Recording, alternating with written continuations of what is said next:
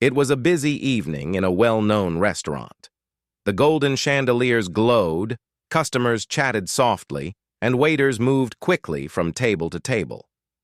Suddenly, the entrance doors opened, and a man walked in.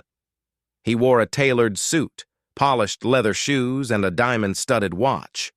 His presence was loud, not because of respect, but because of arrogance.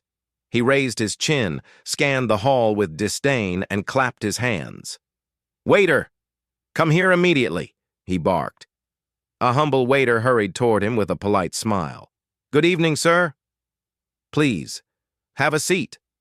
But the rich man snatched the menu from his hands. "You took long enough. Don't waste my time," he snapped.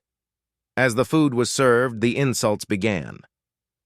"Is this what you call service?" he mocked.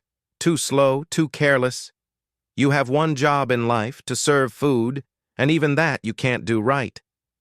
The waiter lowered his gaze, swallowed his pain, and softly replied, "I'm sorry, sir. I will improve." But the rich man wasn't done. He looked him up and down, smirking. "Look at your clothes, wrinkled, cheap. Don't you even own an iron? How shameful for a restaurant of this level." Laughter slipped from his lips, but no one else laughed. Around the hall, customers exchanged uncomfortable glances. Some whispered, some frowned, but nobody spoke. The waiter, however, continued his duty. Each insult struck his heart, but he carried every plate with quiet dignity. At last, the man finished his meal. He leaned back in his chair and waved his hand lazily. "Bill." The waiter brought it quickly, placing it gently on the table. The man pulled out crisp bills, but instead of handing them over, he smirked and tossed them onto the floor. The notes scattered across the polished tiles. "There! Pick it up. That's where you belong.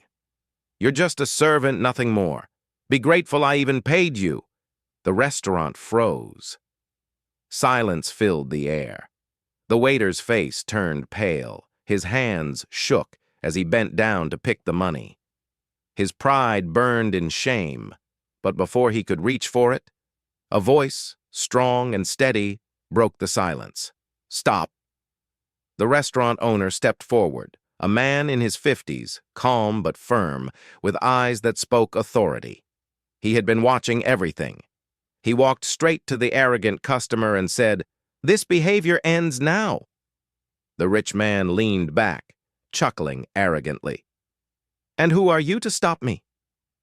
"I'm a paying customer. I can treat a servant however I want." The owner's voice rose. "Servant? He is no servant. He is a human being. He is my staff, and he deserves respect, something your money clearly cannot buy." The arrogant man scoffed. "Respect? Don't make me laugh. He earns coins. I earn millions. People like him will always serve people like me." The owner stepped closer, his words sharp as steel. "You may earn millions, but your wealth cannot buy character. No job is small. Every worker, whether he serves food or runs a business, is worthy of respect. And today you have insulted not just this man, but humanity itself." Murmurs filled the restaurant. Customers nodded, some clapped quietly, supporting the owner's words. The owner pointed toward the door. "Leave. Right now. In my restaurant, respect is the true currency, not money. And people who don't understand that are not welcome here." The arrogant man's face turned pale. His smirk vanished. With everyone's eyes fixed on him, his pride melted into shame. Lowering his head, he stood up and walked out silently. The waiter stood frozen, his hands trembling, not from fear, but from the unexpected defense of his dignity. Tears welled in his eyes. "Sir," he whispered, "you didn't have to do this for me." The owner placed a firm hand on his shoulder and said softly, "Yes, I did. Because respect is not in money. It is in humanity. Never forget your worth." The waiter's lips curved into a small, proud smile. Around the hall, people clapped. Not for the food, not for the luxury, but for the lesson that evening had given them all. No job is small. No worker is worthless.